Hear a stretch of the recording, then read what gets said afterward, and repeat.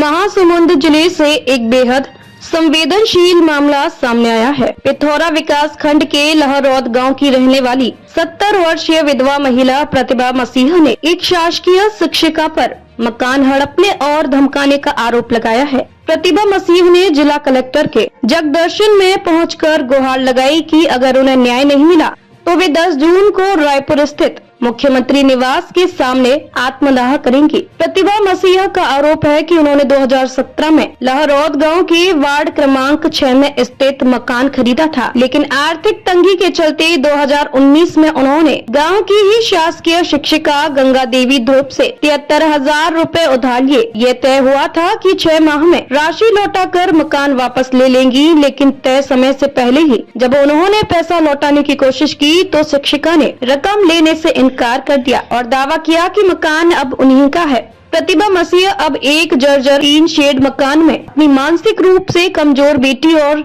नाती के साथ रह रही हैं। प्रतिभा मसीह ने ये भी आरोप लगाया है कि शिक्षिका गंगा देवी ध्रुव पूर्व में शराब बेचने के जुर्म में जेल जा चुकी हैं। गांव की शासकीय बड़े झाड़ मद की भूमि पर भी अवैध कब्जा कर निर्माण कर रही हैं। वहीं इस मामले पर पिथौरा एसडीएम का कहना है कि थाना प्रभारी एवं जनदर्शन के माध्यम से मामला मेरे संज्ञान में आया है। प्रथम दृष्टया पैसे का लेन देन का मामला सामने आ रहा है। इसी स्टाम्प पेपर के आधार पर पैसा का लेन देन किया गया है। पटवारी को भेजकर वस्तु स्थिति की जांच की जाएगी, तत्पश्चात यथासंभव आवश्यक कार्रवाई की जाएगी।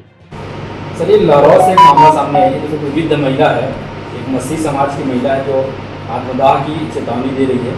इसमें जो है गंगाबाई शिक्षिका जो है उनके द्वारा उनके मकान में जबरदस्ती जो कब्जा कर लिए है, ऐसा उनका कहना है। हालांकि उन्होंने ये भी बताया कि 65,000 रुपये उनसे उधार के स्वरूप दी थी और पैसा वापस करने के दौरान जो है उन्होंने आनाकानी की और मकान पर जो कब्जा कर लिया। ये मामला सामने आ रहा है, क्या कहें? हालांकि ये मामला मेरे संज्ञान में भी आया है कि एक लेटर बेसिकली थाना प्रभारी को सूचना दिया गया था, जिसमें आवश्यक कार्रवाई करने हेतु उनको निवेदन किया गया था, जिसकी एक प्रति भी मेरे को प्राप्त हुई है।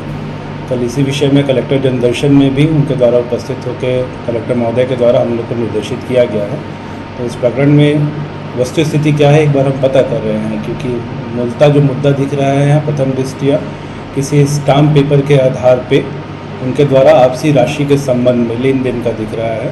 तो एक बार आज वस्तु स्थिति क्लियर हो जाएगी, पटवारी को भेजा जाएगा वहाँ पास मौके पे ही, और क्या इस संबंध में क्या लेन देन हुआ है और किस प्रकार से उनके द्वारा उनके घर में कब्जा किया गया है नहीं किया गया है, प्रकरण की वस्तुस्थिति जानने के बाद में अगर क्षेत्राधिकार में हमारा होता है तो यथासंभव प्रशासन के द्वारा इसमें कदम उठाया जाएगा। उस महिला जो शिक्षिका है उनके द्वारा 2-3 जगह और उसी गांव में कब्जा कर लिया, शासकीय जमीनों पर जो है अवैध निर्माण कर लिए, उस पर भी शिकायत है, ऐसा ग्रामीण बता रहे हैं। क्या करें उसमें? नहीं, निश्चित तौर पर मेरी जानकारी में है वो जो शासकीय अतिक्रमण है बड़े झाड़ के जंगल पे है। इस प्रकार का प्रथम दृष्टया हमारे पास जानकारी प्राप्त हो गई है। विधिवत तहसील न्यायालय में अतिक्रमण शासकीय भूमि पर अतिक्रमण का केस चल रहा है धारा 248 के तहत में, जिसमें भी न्यायालय द्वारा सक्षम न्याय करते हुए उसमें निर्णय पारित किया जाएगा और यथासंभव हम इसमें कार्रवाई कर देंगे।